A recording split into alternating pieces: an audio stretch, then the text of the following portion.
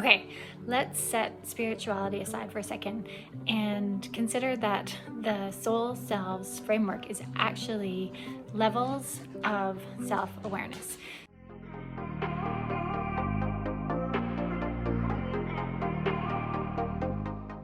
So instead of levels of consciousness, which sometimes can be hard to understand, let's think of it as levels of self-awareness, because that's truly what it is. It's the same thing. And it makes so much sense. It makes it so much more accessible when we talk about it from this perspective. So when we think about the bodily self, it just means that our self-awareness is not internal, it's external. Like all of our awareness is focused externally outside of ourselves, looking for that external validation, looking for fulfillment outside of ourselves. We're stuck in that cycle of fulfillment and trying to find external satisfaction.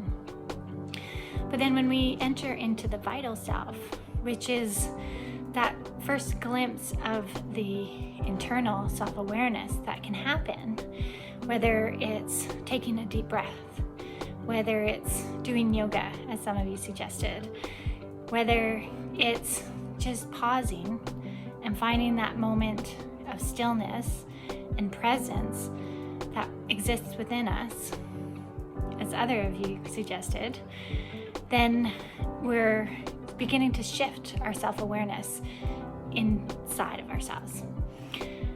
In the thinking self, our self-awareness shifts into our mind. So now our awareness is on our thoughts.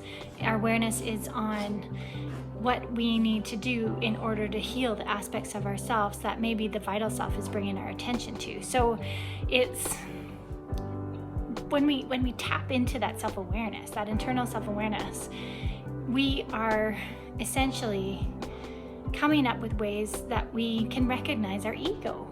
And saying that in another way, we're coming up with ways and we're using different modalities to bring our own attention to the aspects of ourselves, of our identity that may need to change, or maybe that we love, or that are causing us harm without our awareness on it. So when we're unaware of it, we can be suffering, right? We're stuck in that suffering that happens.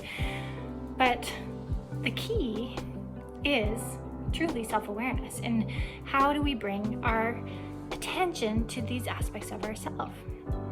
And there's so many different ways of doing this, but we often kind of forget because we identify so strongly with these parts of ourselves that they feel as though they are us and they are controlling us. And we don't realize that with that awareness, with that attention, we can separate ourselves from them and find ways that we can shift out of these patterns of behaviors or harmful behaviors and unsatisfying actions that we may be taking in our lives. So this is all part of the thinking self and finding ways to bring that attention into our lives. I call this also energy awareness, which is one of the 3 types of modalities that occur in the thinking self. So we have energy awareness, we have energy movement, and then we have energy release. And the energy awareness is simply, again, self-awareness. How do you bring your attention to the energy within yourself that might be stuck or holding you back? One of the moments in my life that I remember so clearly when that awareness was brought to me was listening to one of the Mind movies meditations that they had, and they were coming up with my own personal, what was it, that my biggest way of self-sabotage. What was the biggest way that I self-sabotage, or the biggest way that I sabotage my success? And they said so clearly to me that I am not worthy. I believe that I am not worthy. And a light bulb went off for me. This was a huge aha moment.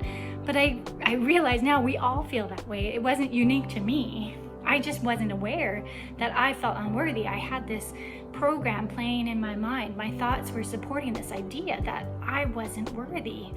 And it impacted how I behaved in every aspect of my life. And so once I was able to bring my attention to it, bring energy of awareness to the fact that I believed that I was not worthy, I was able to come up with ways to be able to shift that narrative and shift that belief and challenge that belief. So that, in essence, is the work that we do in the thinking self.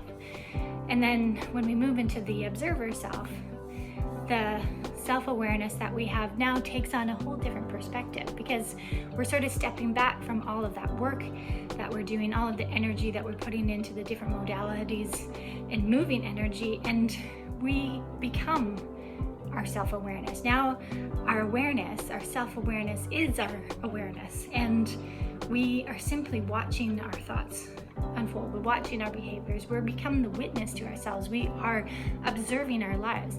And there's sort of this exchange that happens, this sort of like way of participating from a place of surrender, and also participating from that place of pure presence, which again is self-awareness. It's just a different level of self-awareness.